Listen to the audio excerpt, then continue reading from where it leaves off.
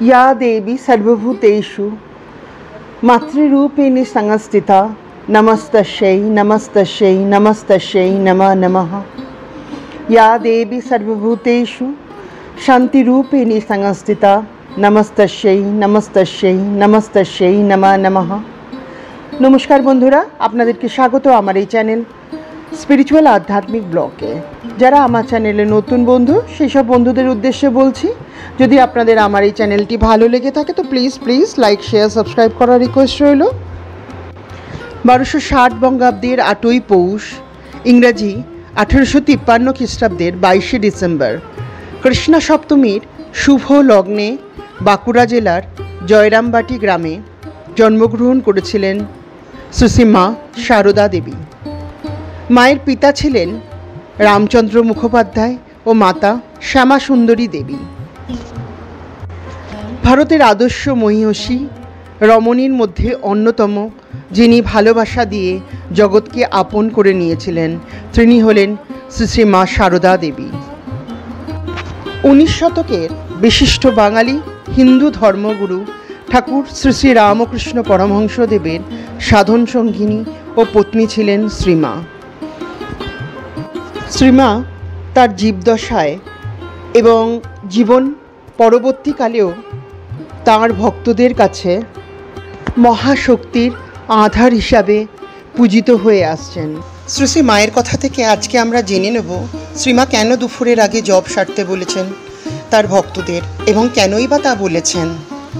শ্রীমায়ের কাছে রোজই স্ত্রী ভক্তদের ভিড় লেগেই থাকতো। ভক্তিমতী ভক্তরা শ্রী মায়ের কাছে তাদের নানা রকম সাংসারিক কথা, পুজো পাঠ এসবের সমস্ত কথা বলতেন, এবং শ্রীমা তার উত্তরের সেসব স্ত্রী ভক্তদের এবং সমস্ত ভক্তদের তা গুরুত্ব সহকারে শুনতেন, তাদের কথা এবং তাদের উপায় বলে দিতেন। এমনই এক ভক্তিমতী ভক্ত শ্রী মাকে প্রশ্ন করেছিলেন, মা, কখন আমরা জপ করতে বসবো? সারাদিন সংসারের কাজে এত ব্যস্ত থাকার পরেও জপ করার ঠিক সময় করে বের করতে পারিনি মা। তাই সে জিজ্ঞাসা করছিল শ্রীমাকে যে কখন জপ করার সুসময়।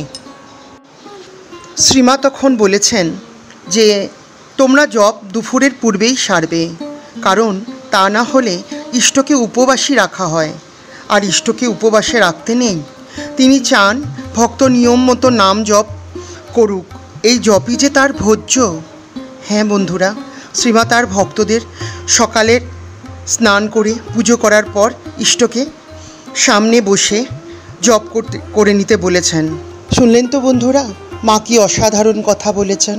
শ্রী মা বলেছেন তার ভক্তদের সকালে স্নান করে পুজো করার কথা। যদি সকালে স্নান করে পুজো করা না হয় তাহলে ইষ্টকে উপবাসে রাখা হয়, আর ইষ্টকে উপবাসে যে রাখতে নেই, তিনিই ব্রহ্ম, তিনিই ইষ্ট। তাই শ্রী মায়ের কথা অনুযায়ী ইষ্টকে অভুক্ত রাখতে নেই।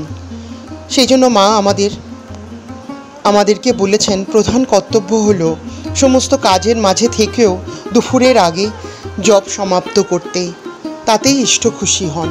জননীং শারদাং দেবীং রামকৃষ্ণ জগদ্গুরু পাদপদ্মে ত্বা শ্রিত্বা প্রণমামি মুহুর্মুহু। এই ছিলেন আমাদের মা শ্রী মা সারদা মুনি। শ্রী মায়ের চরণে প্রণাম করে সকলের মঙ্গল কামনা করছি। আজকের এপিসোড এই পর্যন্তই। যদি আপনাদের আমার এই চ্যানেলটি ভালো লেগে থাকে তো প্লিজ লাইক শেয়ার সাবস্ক্রাইব করার রিকোয়েস্ট রইল। নমস্কার।